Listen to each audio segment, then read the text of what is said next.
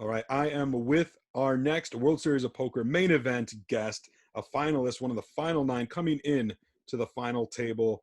Sixth in chips is one Gershon Distenfeld, goes by Jets 613 online. So I'm going to just ask this as a Miami Dolphins fan right off the top. You're a Jets fan. Are you upset that they actually won this past Sunday? Yeah, I guess it's always difficult to be upset when your team wins, but leave it to the Jets. They don't even know how to lose properly. They probably just blew the next 15 years. It's clear that Sam Darnold's not the answer. So it would have been nice to draft Trevor Lawrence. It was never a sure thing, just like in poker. Never a sure thing. It's never a sure thing in the NFL draft, but it certainly looks like that this kid is as close to a sure thing as you can get. So I guess I'm going to have to become a Jacksonville Jaguars fan over the last 2 weeks and hope the Jets don't win another game. But yeah, hate to say it, but I was a little disappointed that they won this week. Well, as a Dolphins fan who our franchise was in search of a quarterback for a long, long time, I certainly feel the pain. But we're here for poker. People want to talk about poker. You're at the World Series of Poker main event final table. So let me ask, it's got to feel pretty damn good to be there, right?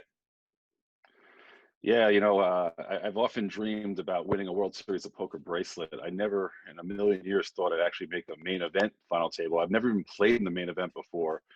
I do go out to Vegas usually for a week during the World Series of Poker, but to take off potentially a week or more just to play the main event, I never did. I figured I'd always wanted to play in 3 or 4 different tournaments, which I've done. So I've never even played the main event, and just to make the final table of the main event is just it's surreal. I'm not even sure it's fully sunk in yet.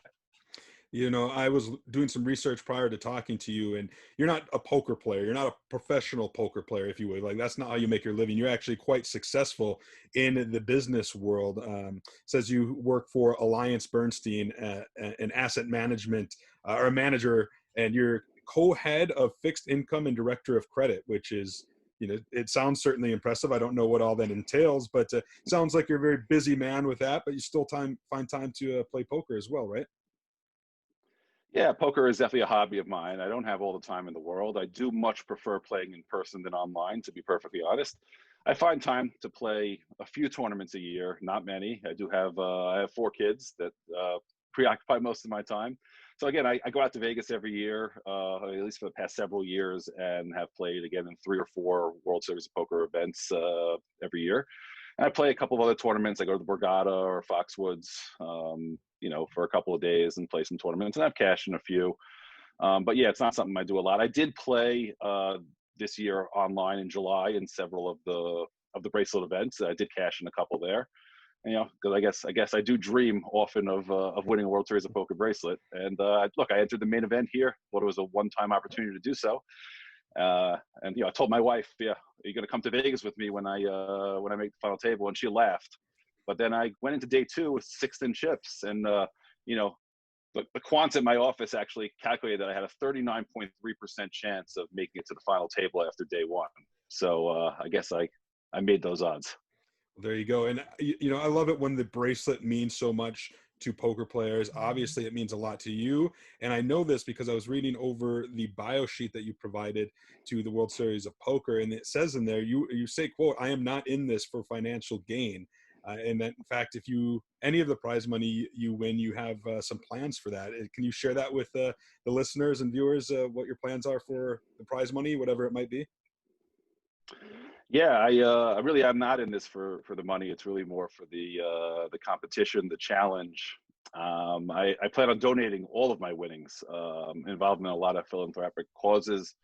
And I'm going to donate every cent of my winnings to a variety of charities that I'm already involved in. I've designated already 4 charities that are each going to get 1/8 of my share of winnings.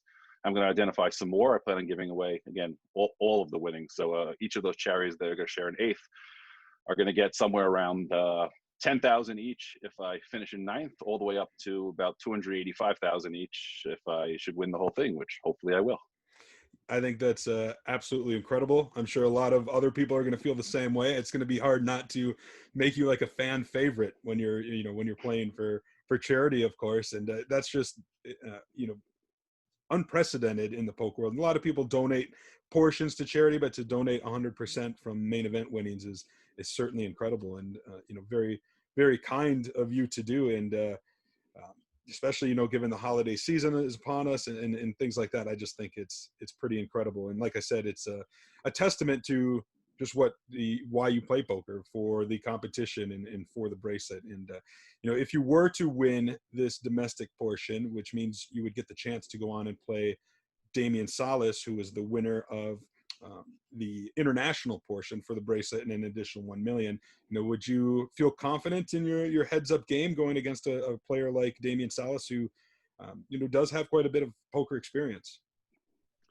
Well, I'm certainly going to try and work on my game. I actually have a good friend of mine put me in contact with Jonathan Little, who of PokerCoaching.com, who has already started to coach me, and I'm going to be working with him.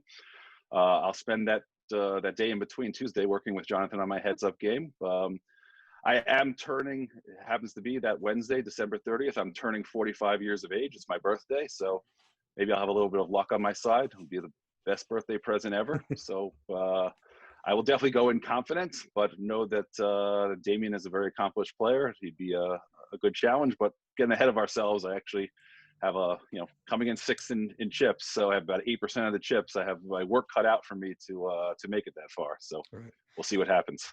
Well, it's cool that you're working with Jonathan Little. We're a big fan of his here at Poker News. He does a weekly strategy column for us, and you certainly have chosen well for your coach. Now, you are based in New Jersey, and you got to find your way to Las Vegas. And right now, there's a pandemic going on, and we all know that the rules of this final table stipulate that if you test positive for COVID, you're not going to be able to play. So I think most players are really taking that very serious, and are quarantining or taking special precautions. How about yourself? What's going through your mind in terms of the COVID situation in this WSOP final table? Yeah, I'm certainly being very, very careful. I've mostly worked from home since the pandemic began. No one in my family has tested positive, but certainly going to be very, very cautious until I go out to Vegas. I plan on leaving over the weekend, and going to try and be as safe as possible. There are definitely people testing positive all around, so there's no guarantee. It would certainly be very, very disappointing if I tested positive. Just being as careful as possible, knowing that it's not 100% in anyone's control. Just gonna be as careful as I can and hope for the best. And you mentioned it earlier that you're married, you have 4 children. I got to assume that the family is pretty excited for you, pretty excited to see how their dad does in the WSOP main event final table. Yeah, they're very excited. I think they're most disappointed that it's not going to be broadcast live like it has been in previous years. They're going to be following you on Poker News. That's going to be their source of information. Yeah, they're very excited. My wife and oldest daughter were, in the last couple of hours, were just standing behind me as I was playing, and they were like, just when it finally happened, when the 10th place person busted out, they were like screaming, and I was just staring in shock. I was actually more upset that I had lost some chips on a hand, a few hands before that, where I would have been probably fourth in chips as opposed to sixth. But it was surreal. Still wake up in the morning sometimes, just really thinking it's a dream. Can't believe that I'm actually going to be at the final table. Yeah, it's certainly exciting. And as you mentioned, Poker News will be there to capture all the action. I will be there. I'm heading out. I'm going to have to get tested and all that as well to be within the bubble. I look forward to meeting you in person. And, I'm really going to have my fingers crossed that you do quite well. And not only, for the charities, for all the money for the charities, but because I know you relish the competition and would love a shot at that gold bracelet. Well, thank you very much, Chad. I really look forward to meeting you as well.